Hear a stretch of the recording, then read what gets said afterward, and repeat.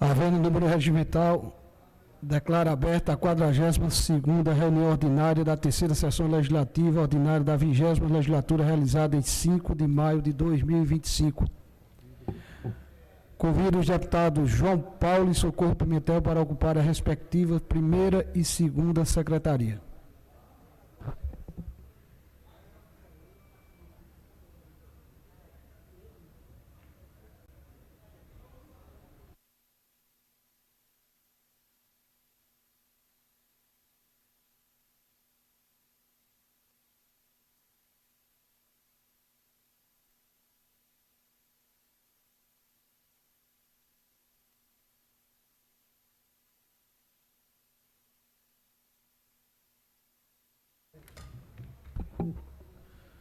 Com a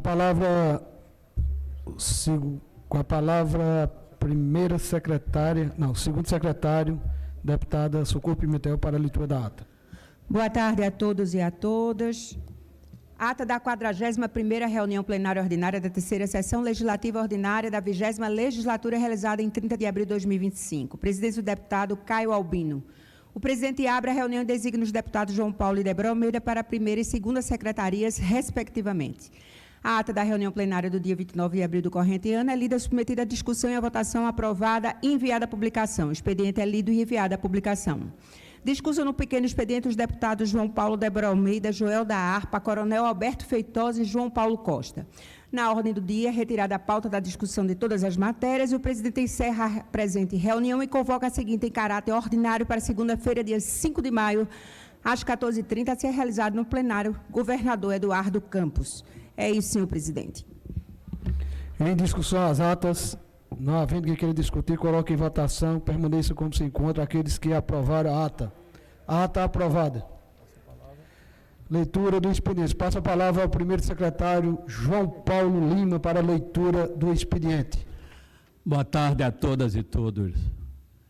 Presidente, a ata da 41ª reunião plenária ordinária da terceira sessão legislativa ordinária da 20ª legislatura, realizada em 30 de abril de 2025. Presidência do deputado Caio Albino. O presidente abre a reunião e designa os deputados João Paulo e Débora Almeida para a primeira e segunda secretarias, respectivamente. A ata da reunião plenária do dia 29 de abril do corrente ano é lida, submetida à discussão e à votação, aprovada e enviada à publicação. O expediente é lido e enviado à publicação. Discussam no pequeno expediente os deputados João Paulo, Débora Almeida, Joel da Harpa, Coronel Alberto Feitosa e João Paulo Costa. Na ordem do dia é retirada de pauta a discussão de todas as matérias.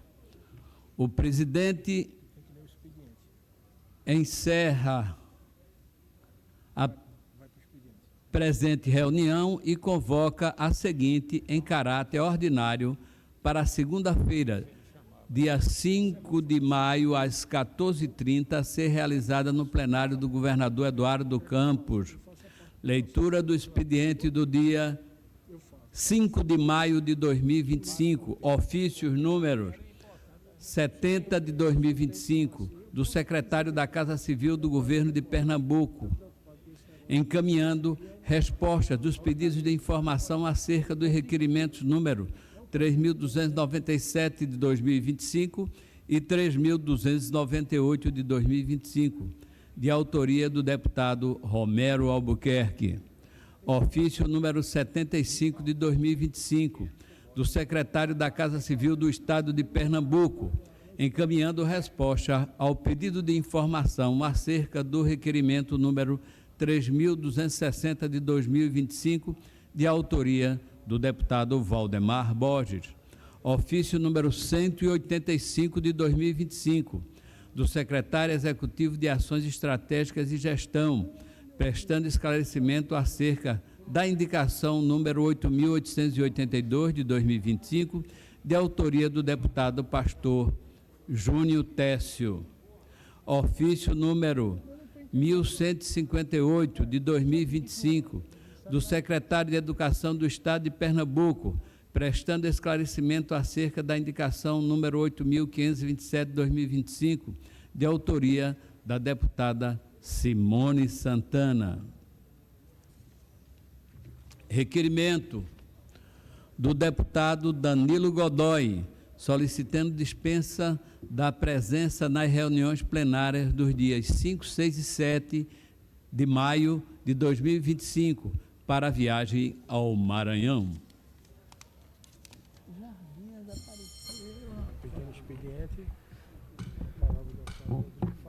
Pequeno expediente, com a palavra o deputado Rodrigo Farias. Na sua ausência, deputado Sileno Guedes.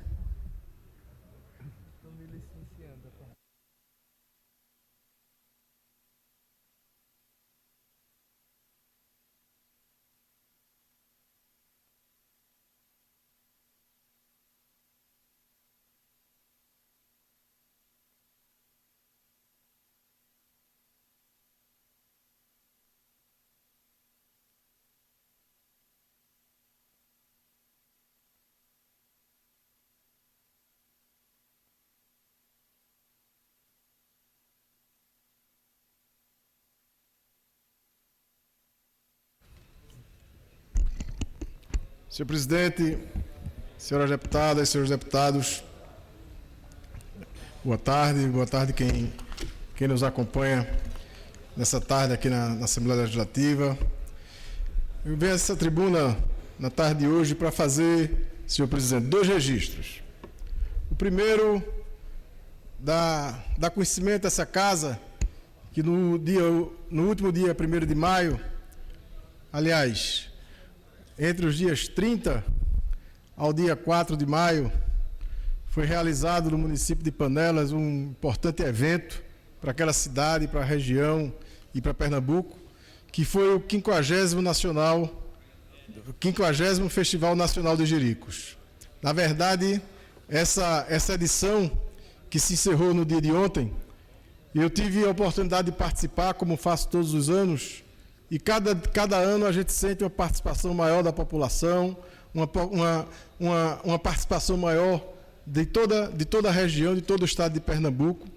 E, na verdade, a gente teve a oportunidade aqui, enquanto deputado, de incluir o Festival Nacional dos Jericos no calendário oficial de eventos e datas comemorativas de Pernambuco. Desde 2023, esse evento passou a constar nesse calendário. Então, a nossa parceria que o nosso mandato faz com o prefeito Rubem Lima, prefeito que está de parabéns pela organização, junto com sua equipe, pela forma que conseguiu agregar tantas lideranças políticas que passaram naquele dia, 1º de maio, no feriado de 1º de maio, pelo município de Panelas, senadores da República, deputados federais, deputados estaduais, prefeitos de vários municípios se fizeram participar do evento, prefeitos de municípios de outros estados participaram do evento. Até a governadora Raquel Lira se dignou sair de casa e dar uma passadinha, né, pelo Festival Nacional de Jericos. Então, foi um evento que, na verdade, congregou e agregou muita gente, mostrando e demonstrando e reafirmando a liderança política e a capacidade de agregar do prefeito Rubem durante aquele evento. Então, fica nessa tarde, senhor presidente, o nosso registro de reconhecimento pela qualidade do evento, um evento que transcorreu sem nenhum problema, com muita calma, muita paz, né, uma verdadeira diversidade de apresentações culturais dos mais diversos tipos, né, atendendo a todas as idades, a todas as gerações que participaram daquele evento. Então, eu queria registrar nessa tarde, através dessa tribuna, o nosso reconhecimento ao prefeito Rubem Lima pela qualidade do evento que aconteceu em Panelas nesse último final de semana, incluindo aí o feriado 1º de maio.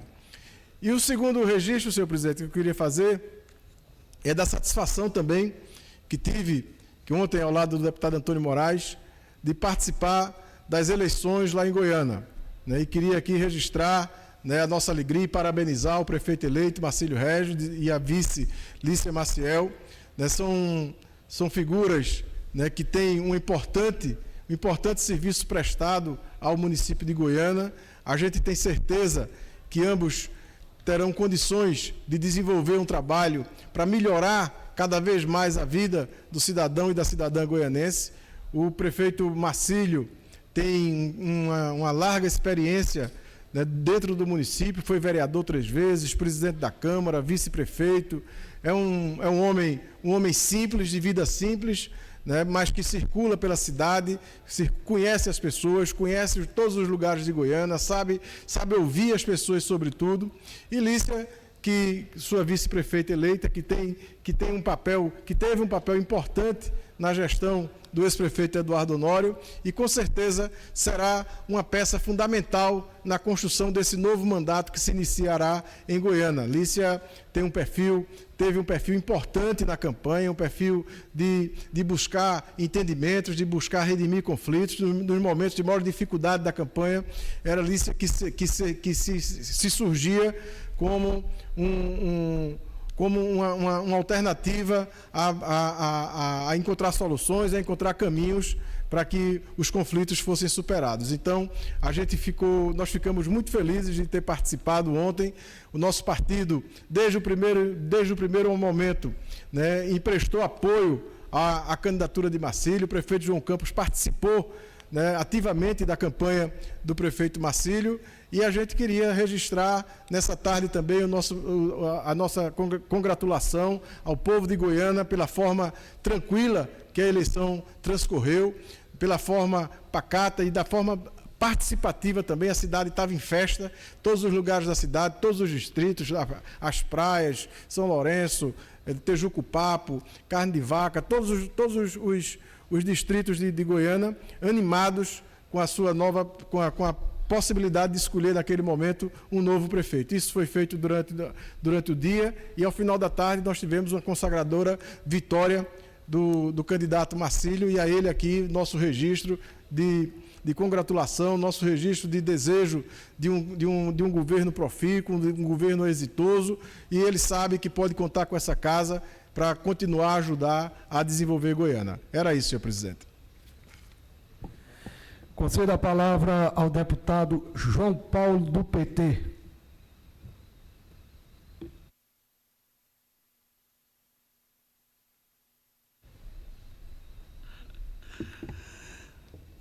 Senhor presidente e demais deputadas e deputados que nos acompanham através da Rede YouTube, da TV Alep, o meu pronunciamento hoje vai em defesa das empresas públicas contra a desigualdade e pela soberania nacional. Presidente, vivemos hoje um cenário internacional de profunda incerteza, em que as forças autoritárias e imperialistas ameaçam a soberania de nações inteiras. A eleição de Donald Trump dos Estados Unidos marca uma inflexão histórica, ainda que profundamente conservador e aliado do grande capital, especialmente do capital das grandes empresas de tecnologia digital. Trump substitui o discurso liberal globalizante por uma nova forma de protecionismo econômico, impondo tarifas unilaterais e atacando países periféricos. Mesmo no coração do capitalismo mundial, reconheceu-se, ainda que por vias tortuosas, a importância de proteger setores estratégicos nacionais ou, no caso de Trump, uma forma desesperada de evitar o declínio da potência americana. Em suma, o neoliberalismo está moribundo, mas outra força surge agora nas mãos da extrema-direita, disposta a colocar o mundo em transe com sua mistura antagônica de isolacionismo e expansionismo. Trump, com seu comportamento imperial e antidemocrático, expôs o mundo a mais riscos e instabilidades ao atacar instituições internacionais como a Organização Mundial do Comércio e ao estimular os conflitos comerciais. Nesse clima de ameaças e inseguranças, o que se impõe às nações é o fortalecimento interno. Fortalecer o Estado, proteger suas empresas públicas, investir em inovação e garantir a soberania popular sobre setores essenciais. Nesse contexto, é fundamental lembrar que o problema das privatizações não é de hoje. Já nas ideias de um dos maiores economistas do século XX, John Kennedy Galbraith, encontramos críticas profundas ao processo de entrega de bens públicos ao capital privado. Galbraith, crítico do liberalismo econômico tradicional, via as privatizações com enorme ceticismo. Para ele, longe de aumentarem a eficiência e beneficiarem a sociedade, as privatizações frequentemente enfraqueciam o Estado e concentravam o poder e riqueza nas mãos de poucos.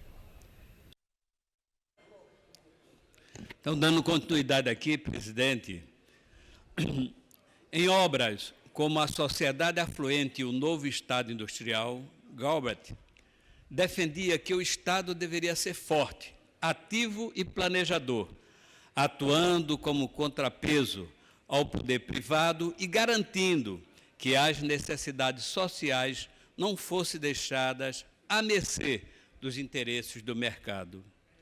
Ele nos legou uma síntese poderosa. O Estado é indispensável para proteger a sociedade da desigualdade, da manipulação corporativa e da instabilidade econômica. E as privações são uma ameaça grave a esse equilíbrio.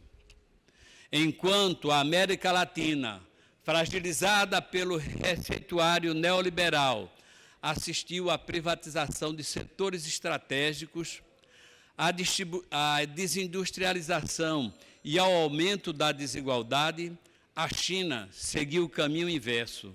Manteve suas estatais como motores do desenvolvimento, controlou áreas estratégicas da economia e tornou-se protagonista global. Não é coincidência que, em 2024, o crescimento industrial chinês tenha sido de 5,8%, mais do que o dobro da média dos países do G7. O Estado chinês não se ausentou, ele conduziu o crescimento. E é isso que precisamos compreender.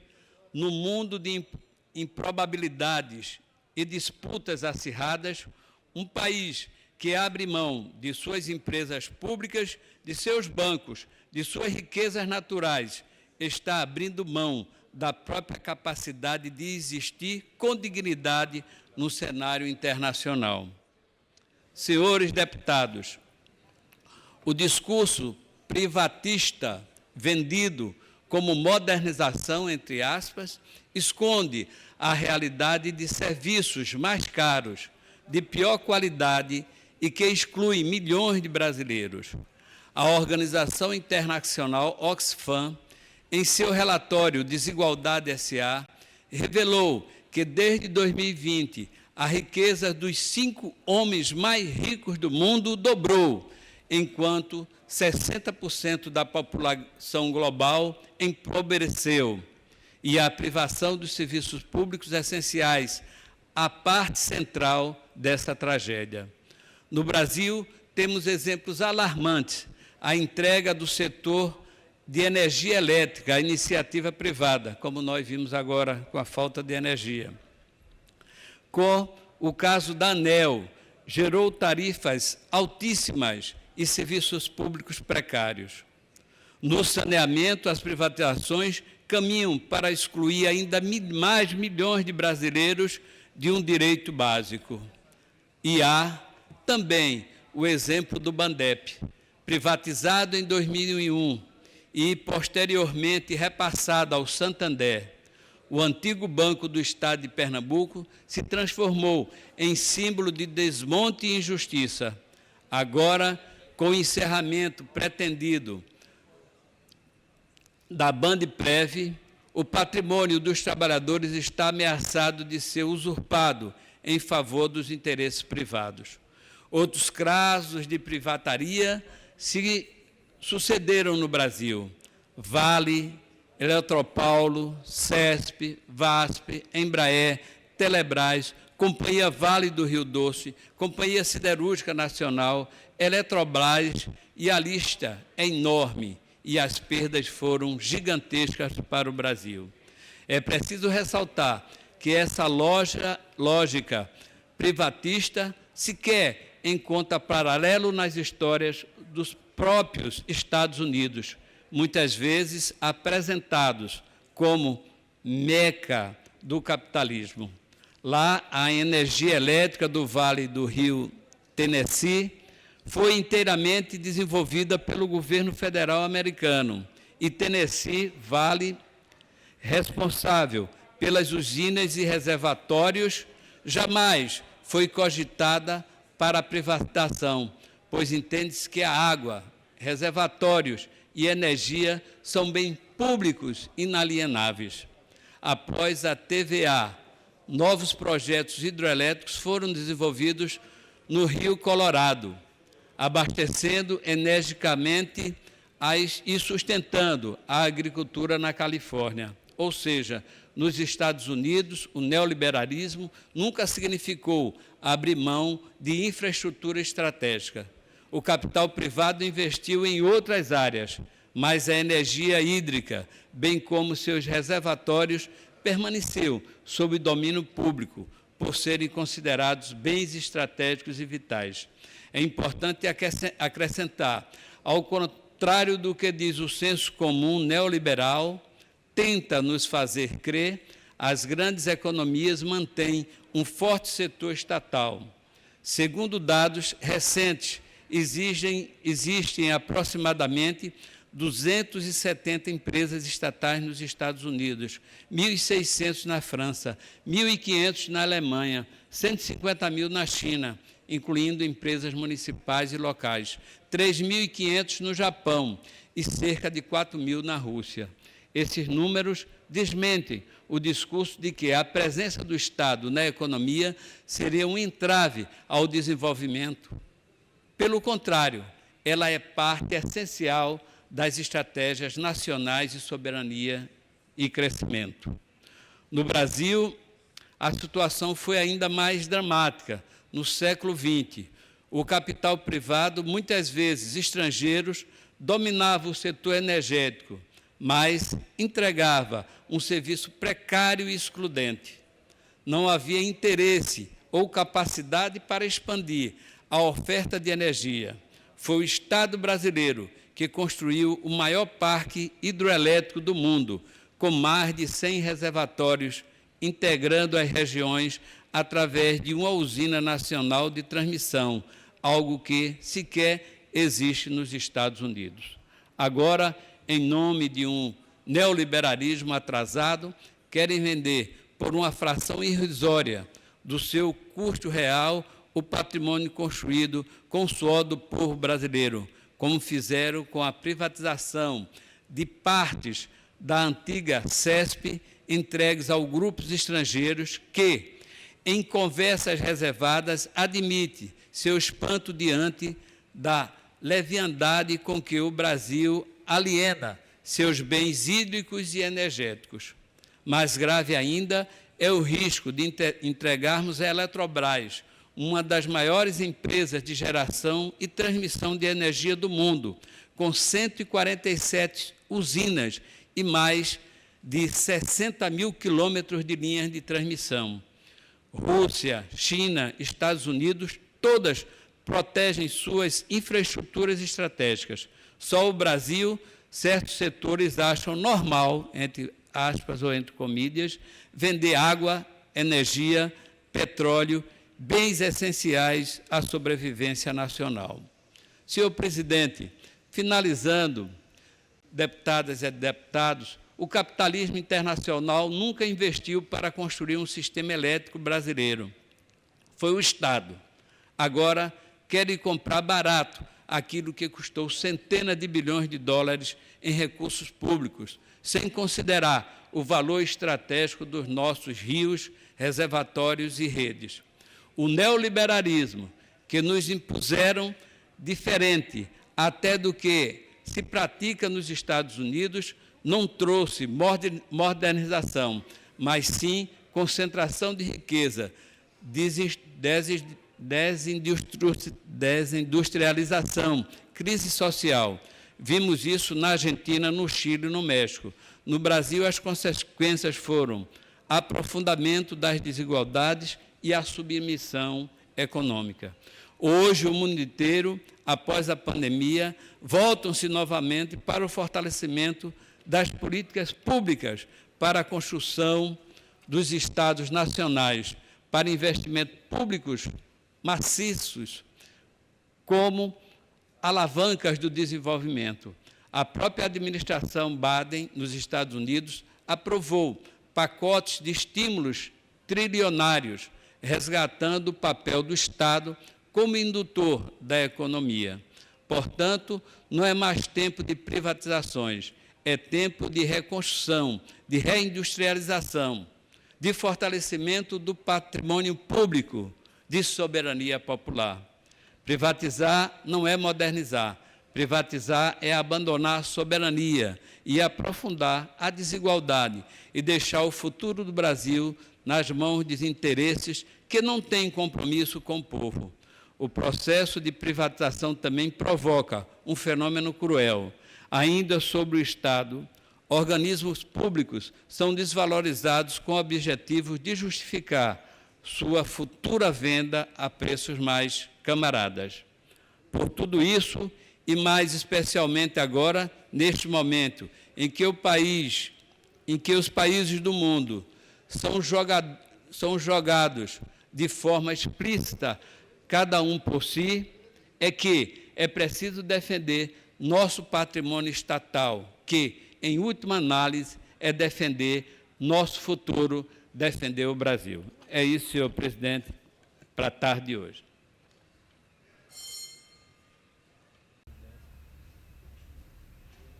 Passo a presidência ao deputado Willy Brígido para fazer uso da palavra.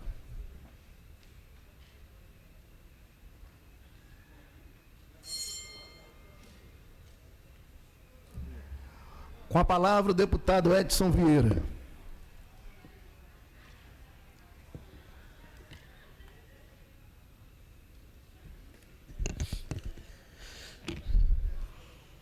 Senhor presidente, senhoras e senhores deputados, público aqui presente, nos meios também, nos meios digitais, no YouTube, que nos acompanha, através também da TV Alep. É um prazer estar aqui ocupando mais uma vez esta tribuna na tarde de hoje, senhor presidente, para destacar aqui o protagonismo de uma cidade que tem orgulho de sua gente, da força do seu trabalho e da criatividade que move a sua economia. Falo aqui hoje da cidade de Toritama, no agreste de Pernambuco, que fez, entre os dias 30 de abril e 3 de maio de 2005, o 23º Festival do Jeans daquela cidade, consolidado hoje como o maior evento de moda e negócio do segmento jeans do Brasil. Toritama lidera a produção nacional de roupas, respondendo por cerca, senhor presidente, de 20%, eu falo aqui hoje, de 20% da produção no Brasil de jeans, superando até o tradicional polo paulista na cidade de São Paulo, especificamente no Brás. E é um feito, senhor presidente, extraordinário, que precisa ser valorizado e falado em todos os recantos do nosso país. A edição desse ano propôs uma reflexão sobre o equilíbrio entre a tradição e inovação, um olhar para o passado que inspira o futuro. O evento mobilizou mais de 100 empresas expositoras, trouxe 50 estandes, 30 desfiles de moda e ocupou uma área de mais de 4.800 metros quadrados. Destaca ainda os desfiles de inclusão social promovidos pela Secretaria da Mulher do município e a APAI, além da participação de marca como a Santana Textile, que de viva voz lá disse que 50% de sua produção era especificamente para a cidade de Toritama. E da MAP, Moda Autoral de Pernambuco, que trouxe 85 designers e estilistas locais para brilhantar ainda mais esse evento. É preciso reconhecer a competência também da Associação Comercial e Industrial, a ACIT, que foi uma das responsáveis por esse grande evento, junto com o município de Toritama, com a Prefeitura Municipal. E aqui eu quero também parabenizar o meu amigo e prefeito Sérgio Colim por essa que foi a maior e melhor edição de todos os tempos do Festival dos Jeans. Parabenizar também a todos os empreendedores, costureiras, estilistas, modelistas, lojistas e profissionais da cadeia produtiva que fazem esse polo pulsar, que faz com que a gente seja um dos maiores polos de confecção do país. Por que não dizer o maior polo gerador de emprego, de renda, no Cariri, ou como a gente fala, no Agreste Setentrional, que dá um exemplo. Toritama não é apenas um exemplo de superação e de empreendedorismo. É um motor da economia pernambucana, uma vitrine do que o Nordeste pode produzir com excelência. Uma cidade que transformou o desafio da seca e da escassez em oportunidades de desenvolvimento por meio da indústria de vestuário. E quem conhece muito bem, como eu disse anteriormente, o nosso Agreste sabe das dificuldades que enfrentamos, da escassez de água, de estradas que ainda não estão na sua totalidade perfeita para dar boas condições àqueles que vêm de outros estados, que ali transitam e que precisam de malhas viárias adequadas. Deixo aqui, portanto, o meu reconhecimento público à cidade de Toritama e ao seu povo, por mais uma edição memorável do Festival dos Jeans. Que este evento siga crescendo e inspirando e fortalecendo a nossa economia. E que Toritama continue sendo exemplo para Pernambuco e para o país. De que, com trabalho, união e criatividade, é possível transformar realidades e projetar um futuro cada vez melhor. Parabéns à cidade de Toritama, parabéns à Prefeitura Municipal, parabéns à CIT, que ambas foram realizadoras desse 23º festival. Ali estive presente e pude ver o quanto o polo de confecções ajuda ao nosso estado, ao nosso país, na economia e na geração de emprego. Parabéns, cidade de Toritama. Com a palavra, a deputada Socorro Pimentel, do União Brasil.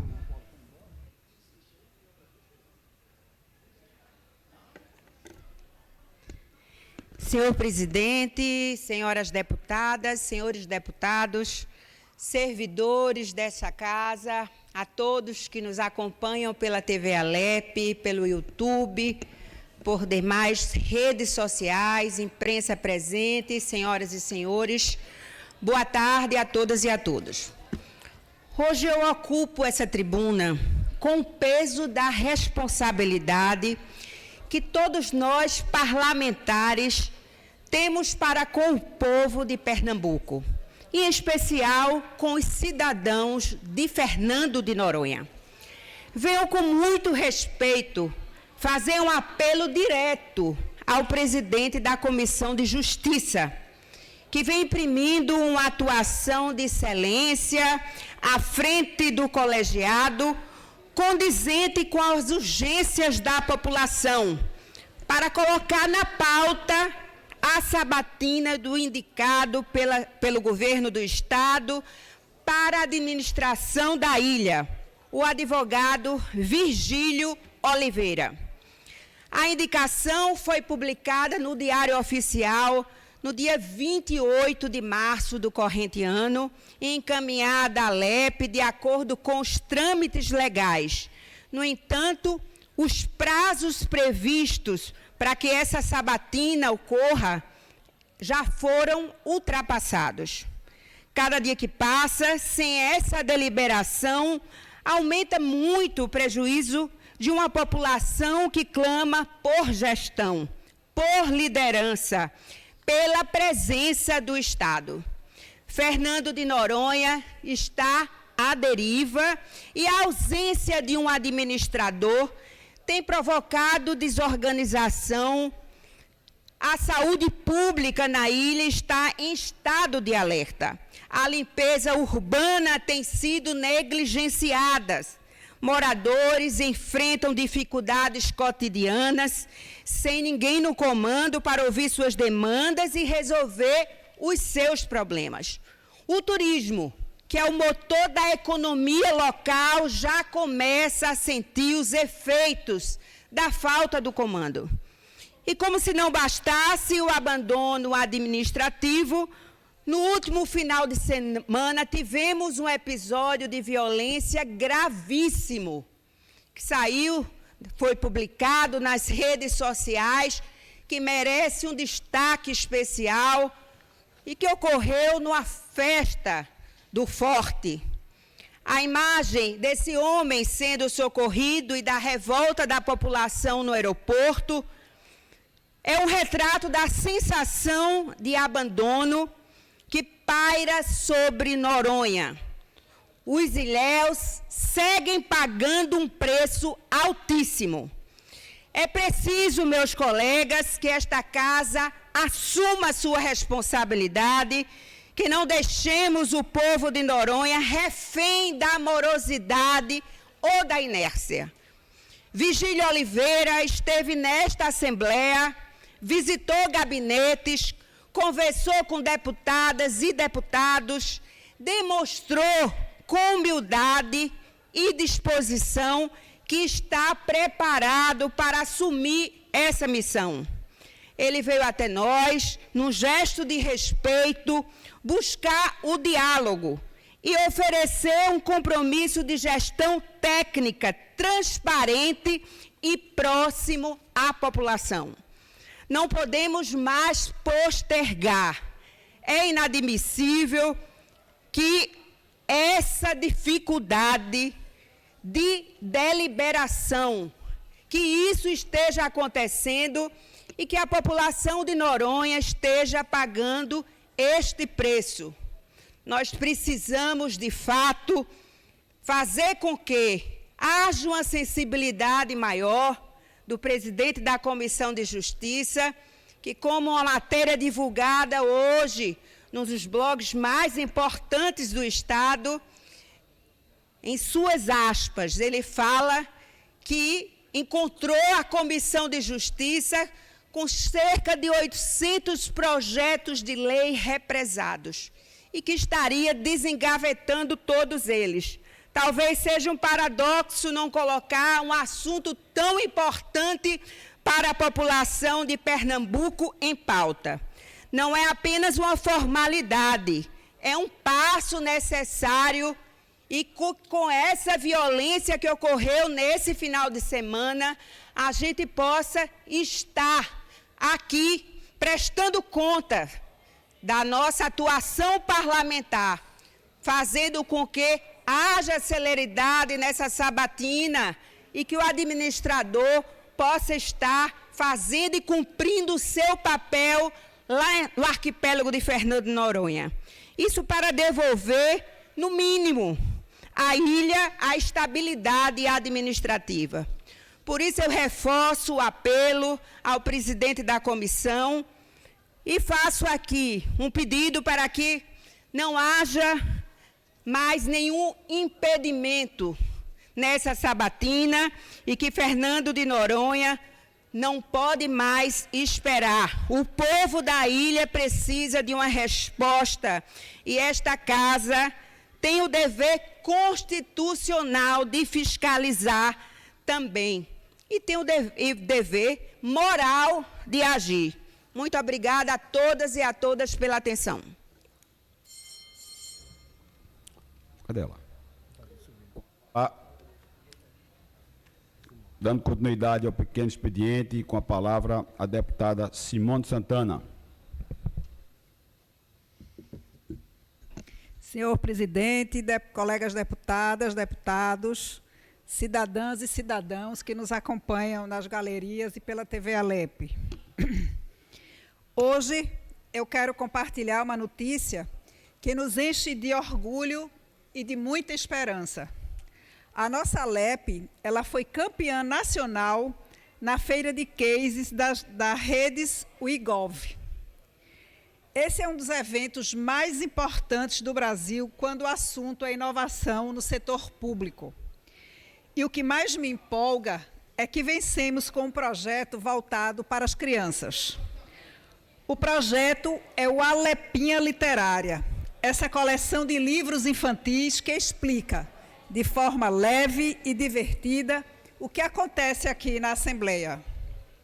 A ideia é mostrar desde cedo o que é cidadania, qual o papel dos deputados e como cada pessoa pode fazer a diferença.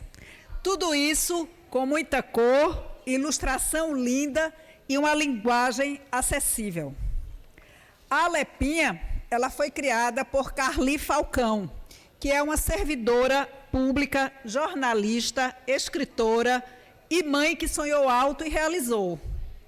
Como coordenadora da Frente Parlamentar da Primeira Infância, eu tive a oportunidade de ouvir a ideia antes da elaboração do primeiro livro e vi nos olhos de Carli o brilho e o entusiasmo de quem quer fazer a diferença. Logo, me tornei defensora desse sonho e fiz questão de acompanhar de perto todos os lançamentos. O primeiro foi a edição Quem Mora no Palácio Azul, que mostra o que faz uma deputada e um deputado. Está aqui o primeiro exemplar dessa coleção. A segunda foi Os Donos do Parquinho, que fala sobre o uso coletivo dos espaços públicos, sobre respeito e gentileza. E o terceiro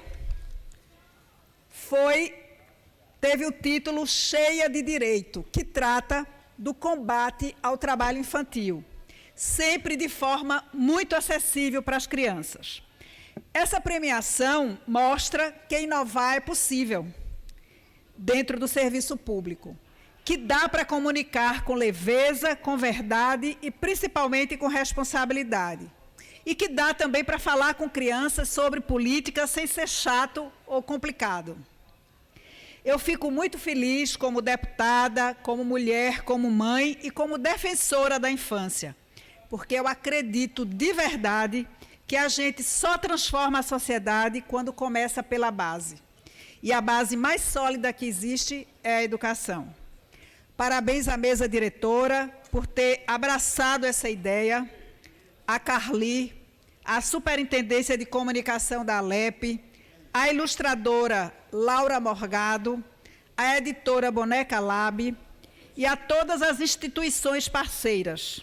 Esse prêmio é nosso, mas, acima de tudo, é das nossas crianças. Eu já estou ansiosa para ter em mãos a 4ª edição dessa coleção, tão querida e bem-sucedida. Que o Alepinha inspire outros estados, outras casas legislativas e outros servidores públicos. Que vire política pública, que cresça, que vá para todas as escolas. Porque cidadania a gente aprende desde pequeno. E política também se escreve com lápis de cor. Meu muito obrigada.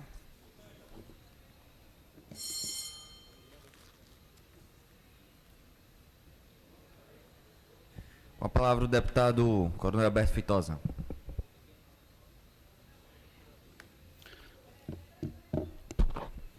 Lamentavelmente, o deputado João Paulo foi embora. Eu queria cobrar do deputado João Paulo, porque ele falou aqui de neoliberalismo, falou dos Estados Unidos, privatização, mas até agora, nesse tempo todinho, eu não vi ele falar sobre o escândalo do INSS. Está preocupado com os Estados Unidos, está preocupado com privatização, está preocupado com tanta coisa, mas não está preocupado com os trabalhadores, que foi a plataforma de política dele o tempo todo. A última notícia que soubemos é que o escândalo pode chegar a mais de 90 bilhões de reais. Mas, minhas senhoras, meus senhores, o tema que me traz aqui no dia de hoje é a continuidade da prisão do general Braga Neto, que já se arrasta por mais de 140 dias, na verdade 142 dias hoje, 52 dias a mais do que o prazo por lei, sem nenhuma renovação, deputado Renato Antunes, o que é obrigado por lei, que uma prisão provisória, se tenha motivos para permanecer, tem que ter uma renovação a cada 90 dias. E até agora a gente não vê isso aí. E a regra com relação à prisão provisória é muito clara, está estabelecida no artigo 1º, logo da Lei 7.960, que não é nova, é de 1989.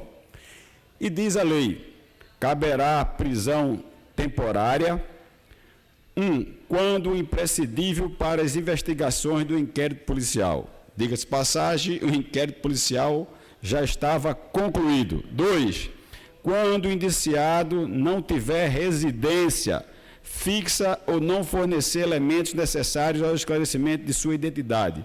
Não é o caso. O general Braga Neto foi preso, inclusive, em sua residência, e todo o Brasil e o mundo o conhecem muito bem. Inclusive, ele comandou uma força de paz no Haiti, representando a organizações mundiais, que foi a ONU. 3, quando houver fundadas razões de acordo com qualquer prova admitida na legislação penal, de autoria ou participação do indiciado nos seguintes crimes. Aí vem roubo, extorsão, extorsão mediante sequestro, estupro, atentado violento ao pudor, rapto violento, epidemia com resultado de morte, envenenamento de água potável ou substância alimentícia, ou seja, tráfico de droga, muito pelo contrário. Aquela corte tem liberado demais quem está, inclusive, preso com toneladas de droga. Genocídio em qualquer de sua forma típica, crime contra o sistema financeiro. Está aí agora. Esse escândalo do INSS explodiu e a gente não viu até agora ninguém receber, senhores da imprensa, 48 horas para justificar. A gente não viu até agora ninguém, por ter praticado um crime contra idosos, doentes, até agora ninguém foi dirigido à prisão, embora tendo sido apreendidos com essas pessoas Ferraris, Porsche, carros de luxo, dinheiro.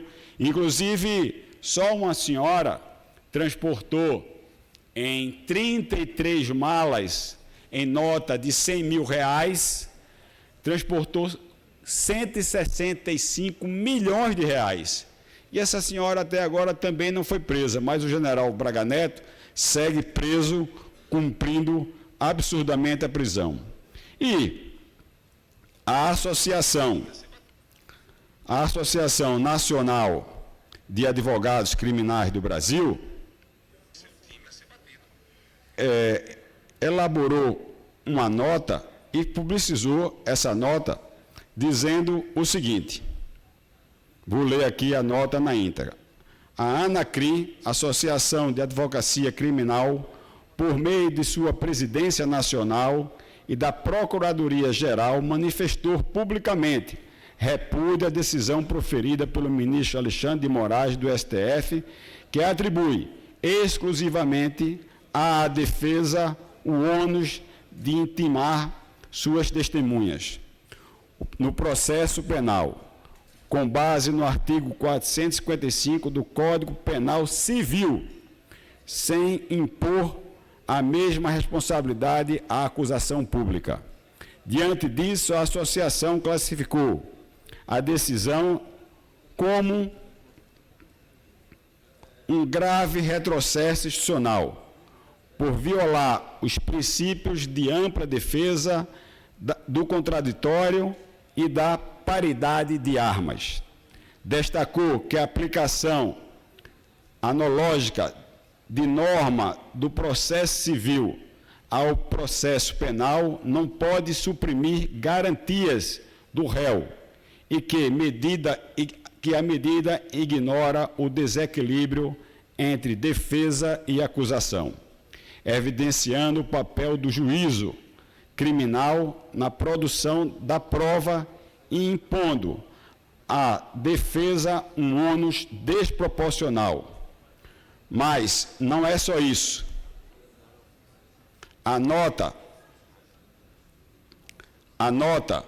alerta que os riscos de efeito cascata que a decisão pode gerar em outros órgãos do judiciário, especialmente em juízos de primeiro grau e tribunais estaduais e federais, contribuindo para a normalização de uma prática que desfigura o modelo acusatório e aproxima o processo penal de um sistema inquisitório.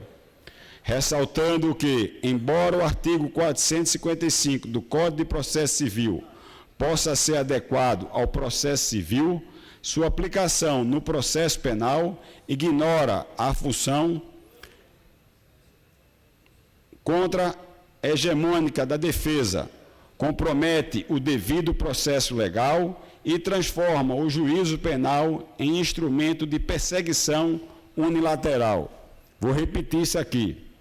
Compromete o devido processo legal e transforma o juízo penal em instrumento de perseguição unilateral, em afronta direta à Constituição brasileira. Nós, criminalistas, não podemos assistir calados a esses ataques. É nosso dever reagir com firmeza diante de arbitrariedades que violam o direito e desmontam as garantias, pois criminalistas não defendem crimes, mas pessoas. A defesa é fundamental para assegurar que ninguém seja condenado sem o devido processo legal, sem provas concretas e sem respeitar as garantias constitucionais. Sem uma defesa forte, não há justiça, mas arbítrio e condenação sumárias. Portanto, em sua defesa forte e combativa, não há justiça, mas sim arbítrio e condenação sumárias. E é justamente isso que mais de 800 criminalistas que compõem a comunidade Mindijus possuem em comum: união, combatividade e força. Faço com eles, esteja pronto, faça como eles, esteja pronto para lutar contra a arbitrariedade e criminalização da advocacia. Assina a Associação de Advogados Criminalistas do Brasil. Assim, senhor presidente, assim, senhores deputados, assim, senhores da imprensa, podemos mostrar, através de fatos, o que hoje está acontecendo no Brasil. Que bom que, nesta data, encontre-se no território pernambucano um ministro da Suprema Corte Federal. Senhor Flávio Dino, inclusive, recebe 3 homenagens do deputado Valdemar Borges no estado de Pernambuco. E gostaria, se tivesse a oportunidade de estar com ele pessoalmente, perguntar a ele se ele concorda com tudo isso que está acontecendo no Brasil e, principalmente, o que está acontecendo e vitimando o general de Exército Braga Neto. Era isso que eu tinha para essa tarde, senhor presidente. Muito obrigado. Grande expediente, com a palavra a deputada Rosa Amorim. Na sua ausência, com a palavra o deputado Valdemar Borges, do PSB.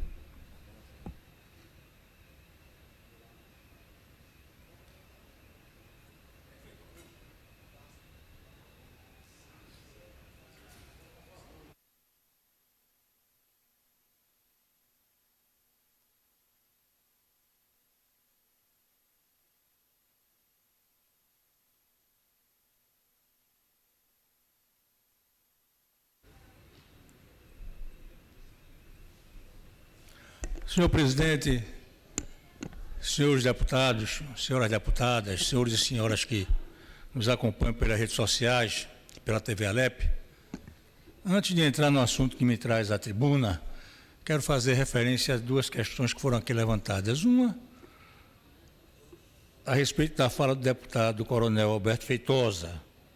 Quero dizer, deputado, que o ministro Flávio Dino é um republicano, é um homem de uma estatura que tem tido um papel fundamental, ele junto com outros ministros do Supremo, na manutenção do regime democrático em nosso Estado, em nosso país. O ministro Flávio Dino, ele tem colocado moral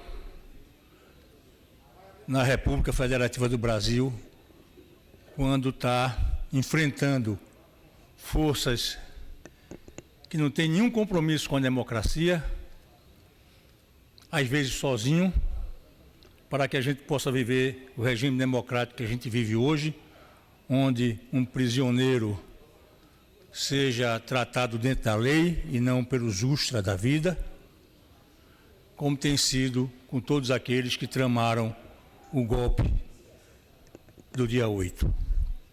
Em segundo lugar, queria me reportar também à ilha de Fernando de Noronha, aqui tratada sob outro aspecto pela deputada Socorro Pimentel. Estamos estarrecidos, senhor presidente, com o que vimos através de vídeos que foram veiculados nas redes sociais em Fernando de Noronha ontem, quando um agente da segurança pública, envolvido em uma briga, em um desentendimento de mesa de bar, puxa de um revólver que lhe é dado pelo Estado e atenta contra a vida de um cidadão por motivos fúteis. Esse cidadão teve sua perna atingida, sua femoral, inclusive, atingida também, corre risco de vida ainda por conta desse tipo de destempero. Eu, como legalista que sou, não quero me antecipar a nenhum julgamento, mas espero que esse caso seja apurado para que, em havendo punições a serem dadas, que elas sejam dadas no rigor da lei, até para não estimular outros casos semelhantes, para que outros agentes públicos que recebem uma carteira de policial do Estado em uma arma para portar em nome da segurança pública, não seja ele um agente da insegurança e alguém que atente por motivos fúteis contra a vida de ninguém. Mas, senhor presidente, o assunto que me traz aqui hoje eu julgo como de maior gravidade do que esses aos quais me referi. Acho que alguns deputados, algumas deputadas, alguns pernambucanos, sobretudo aqueles que fazem parte da comunidade escolar em nosso estado, devem se lembrar quando, há aproximadamente um ano atrás, eu trouxe aqui essa tribuna uma preocupação em relação à entidade privada chamada Anda Livros, que tinha sido contratada pelo governo do estado para promover um evento dela por aproximadamente 3 milhões de reais, sem nenhum processo licitatório. Foi, de fato, uma contratação feita por dispensa, feita através de um termo de fomento, que transferiu para os cofres dessa entidade inicialmente 3 milhões de reais. Pois bem, qual é a nossa surpresa quando nós vemos hoje a imprensa divulgar, e fomos nós próprios ao Diário Oficial do dia 1º de maio, observem os senhores, 1º de maio, um feriado, uma nova dispensa de licitação para contratar mais uma vez essa entidade privada que congrega algo em torno de 17 editoras, todas naturalmente com fim lucrativo, todas ou quase todas pertencentes a outros estados da federação e não a Pernambuco, só tem 2 ou 3 pernambucanas no meio delas. E o governo, mais uma vez, pede dispensa de licitação para promover esse evento de propriedade da Anda Livros, chamado CLIP, Circuito Literário de Pernambuco. Eu acho que todo mundo se lembra do que foi o desastre desse CLIP o ano passado. A Rede Globo divulgou, né, as condições extremamente precárias, para usar um termo ameno, extremamente precárias, como esse evento foi realizado o ano passado, lá no Parque da Exposição dos Cordeiros. Lama por todo canto, calor, um ambiente completamente inadequado para se fazer uma feira de livro, mas foi feita. Foi feita e o dinheiro foi transferido. Mas até aí, senhores deputados, senhoras deputadas, a situação ainda não estava tão grave como depois ela veio se revelar. Acontece que, além de promover, de comprar, de bancar aquele evento pertencente à Anda Livros, o governo do Estado, através de uma portaria da então secretária de Educação, a portaria, eu estava aqui com o número dela, enfim, através de uma portaria da secretária de Educação, determina que todo o gasto do bônus livro do ano passado só poderia ser feito naquele evento, no CLIP, no Circuito Literário de Pernambuco, da Anda Livros. Determinou, através de uma portaria, que todo o gasto só poderia ser feito em 2024 naquele evento. Isso já é um absurdo por si só. E isso significou uma fatura que o governo do Estado pagou a essa entidade da ordem de R$ 34.403.400. Observem os senhores e as senhoras, eu estou falando de 34 milhões, 35 milhões de números redondos, que foram pagos a essa Anda Livros a título de livros comprados pelos professores ou outros profissionais da rede pública de educação do Estado de Pernambuco. O bônus dos livros, todos sabem, é um valor que é disponibilizado ao professor, um valor de R$ 1.000 disponibilizado aos professores para que ele compre livros, uma iniciativa louvável, porque estimula o aprofundamento do professor nas matérias que entendam que devem ser aprofundadas, enfim, estimulam o conhecimento permanente daquele que é responsável pela transmissão do ensinamento nas salas de aula de Pernambuco. Esse bônus livros também define um valor de R$ 500 para outros profissionais da rede da educação. Pois bem, meus senhores e minhas senhoras, o governo do Estado transferiu para essa Anda Livros, no ano passado, aproximadamente 35 milhões a título de bônus livros. Somados com os 3 milhões que tinha pago já para a realização do evento, essa Anda Livros faturou em Pernambuco, no ano passado, algo em torno de 38 milhões de reais. Mas, pasmem, não fica por aí o absurdo. Eu vou trazer aqui alguns parâmetros para que a gente compreenda o tamanho do absurdo sobre o qual eu falo hoje à tarde. A Bienal de Pernambuco, por exemplo, 2023, faturou algo em torno de 18 milhões de reais. 18 milhões de reais. Não percam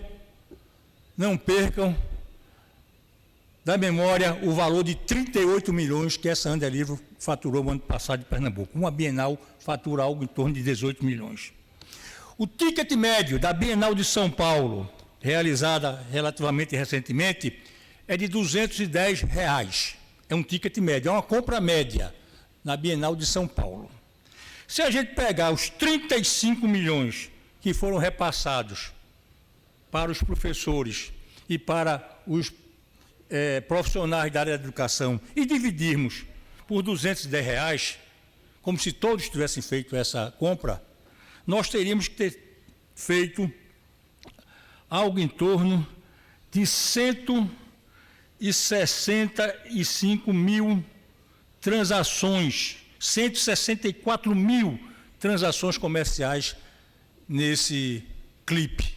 164 mil compras, tomando por base esse ticket médio de R$ 210 e dividindo os 35 milhões por esse valor.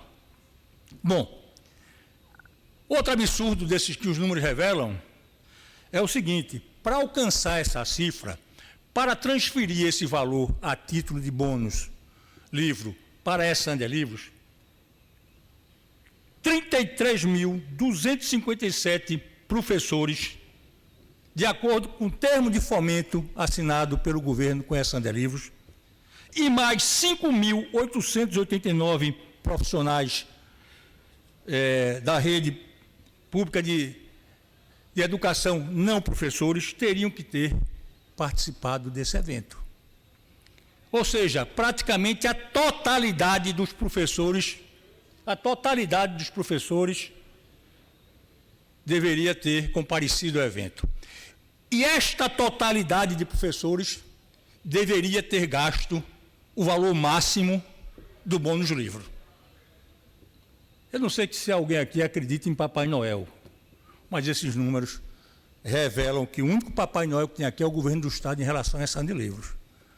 Porque é absolutamente inconcebível, não se pode compreender, não se pode entender, achar que é razoável que quase a totalidade dos professores, quase a totalidade dos profissionais da educação, dos demais profissionais de educação, tenham comparecido a essa feira, aliás, uma feira chinfrim, muito mal feita,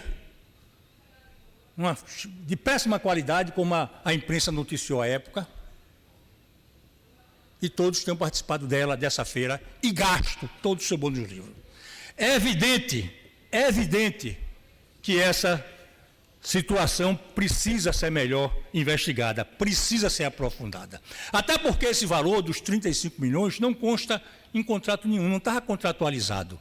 Não tinha nenhuma dotação orçamentária prevendo esse gasto. Foi um gasto que foi feito, digamos assim, à margem desses instrumentos de controle contábeis. Não estava contratualizado, não havia dotação orçamentária para se prever esses 35 milhões. O que tinha no termo de fomento, que já era absurdo, contratando sem licitação uma empresa por 3 milhões para fazer um evento dela. Era isso que estava lá colocado. Depois vem uma portaria dizendo que todo bônus livre tinha que ser gasto nesse evento. E aí vão-se embora 35 milhões de reais do contribuinte pernambucano para essa feira. Eu quero dizer que, para mim, isso é uma demonstração cabal de favorecimento inaceitável. E por isso que nós encaminhamos pedidos de informação, porque queremos saber efetivamente quantos professores ou profissionais de educação efetivamente foram a esses eventos. Nós queremos a comprovação disso. Quanto efetivamente cada um gastou? Cada um gastou R$1.000 nesses eventos? Eu quero saber a nota fiscal das empresas.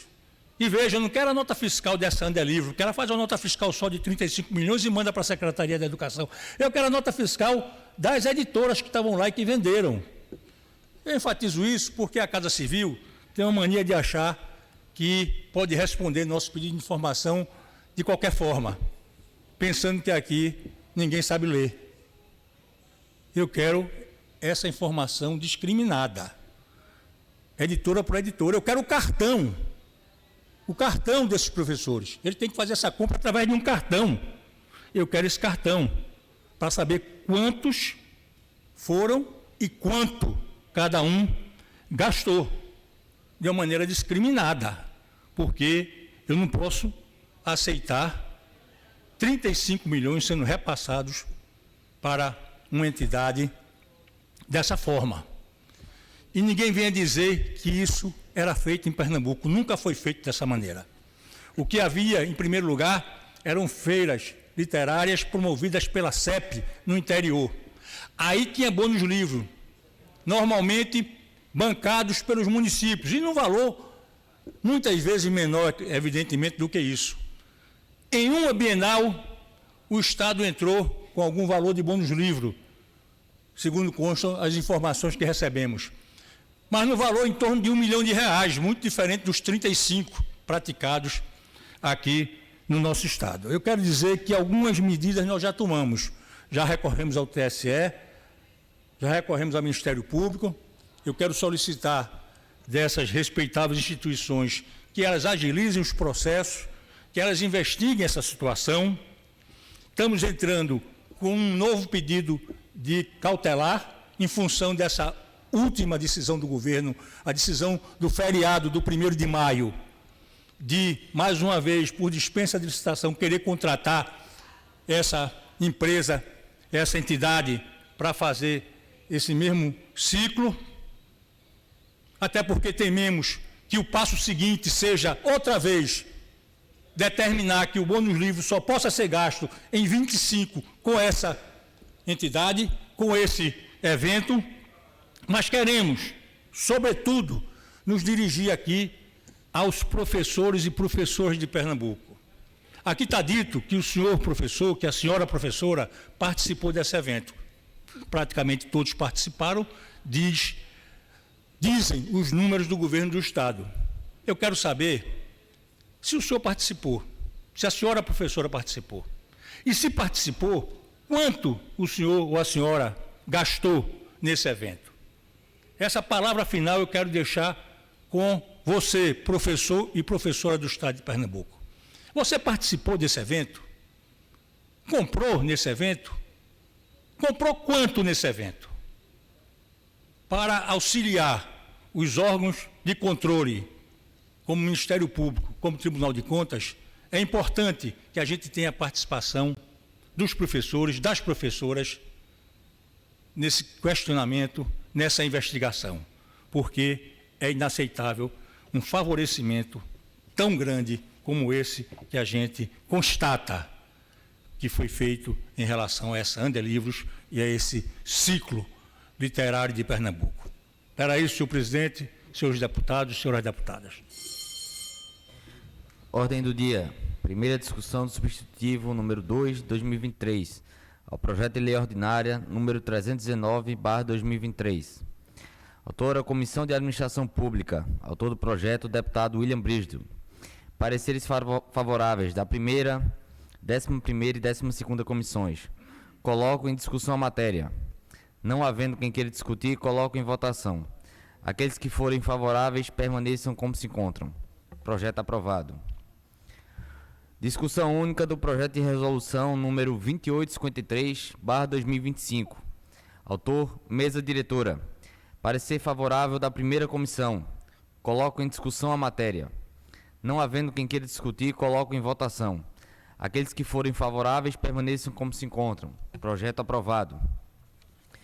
Discussão única das indicações número 10.589 a 10.761 e dos requerimentos de número 3.402 a 3.404 e 3.407 a 3.416, autoria de diversos parlamentares. Lembro a todos que as discussões de requerimentos e indicações, pelo seu volume, são feitas em bloco. Quem quiser discutir alguma proposição individualmente, basta informar o número que a gente destaca dos demais. Coloco, portanto, em discussão as matérias. Não havendo quem queira discutir, coloco em votação. Aqueles que forem favoráveis permaneçam como se encontram. Proposições aprovadas. Não havendo comunicação de liderança, encerro a presente reunião e convoco a próxima em caráter ordinário para amanhã, às 14h30, a ser realizada neste plenário.